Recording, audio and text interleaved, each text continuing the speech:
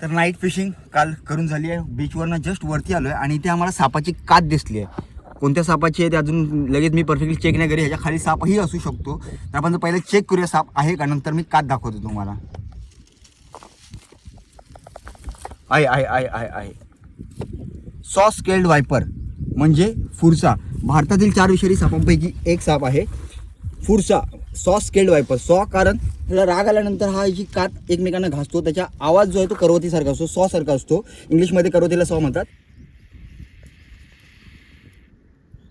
प्रमुख खाद्य ह्याचं विंचू आणि बारके पाली वगैरे जे दगडाच्या खाली वगैरे बसलेले असतात ते खातो. त्याची लांबी जी आहे ते 1 ते 1.5 फुटापर्यंतच वाढते आणि ही त्याचीच कात आहे सॉ स्केल्ड वायपरची. तुम्ही बघू शकता किती सुंदर असा साप दिसायला आहे. जितका दिसायला साप सुंदर तितकाच विषारी.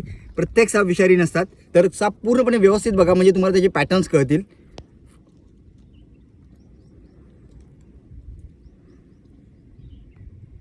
वाव, खूप सुंदर आहे, खूप सुंदर आहे. ह्याला आपण सोडून देऊया. चला बाय बाय स्नेकू.